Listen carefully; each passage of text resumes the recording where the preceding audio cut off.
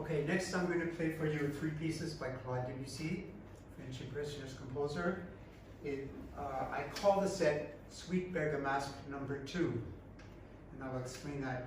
I'm sure many of you know the Suite Bergamasque, which contains Debussy's most famous piece, Clair de Lune. When Debussy wrote these 3 pieces, he wanted to call it Suite Bergamasque. Bergamo is a city in Italy famous for its Commedia dell'arte. And he wanted to call it that, but the publisher was just about to publish the first Suite Bergamasque. So he didn't give Debussy permission to use the title. So instead the 3 pieces were published separately, but they are set, as I will explain.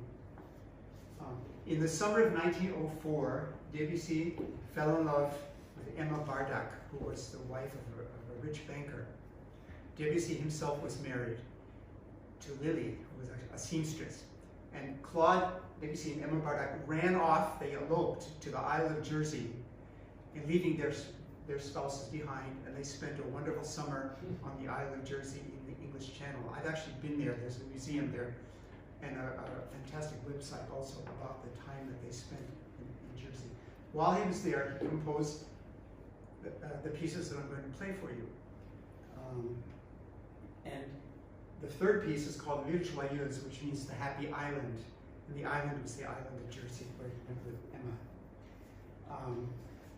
In all 3 of the pieces, you can hear the sunlight, and you can hear how happy he was. The first piece is called Masques, which refers to the masks of the Commedia dell'arte. It's kind of on the surface a light piece, but underneath it, it's quite dark currents.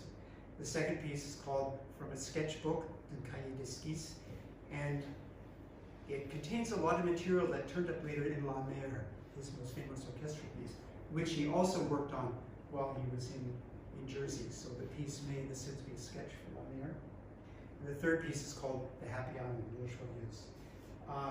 They're very clearly meant as a suite because, unique to Debussy's work, he loved to publish music in sets of 3s. Piano pieces all come in sets of 3s, usually as 2 slow pieces and a fast piece. But here we have fast, slow, fast.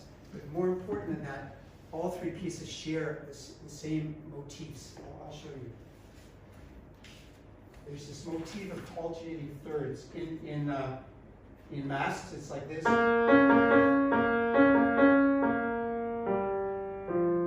In the cahier d'esquisse from the sketchbook, it's. And in L'Île Joyeuse, it's.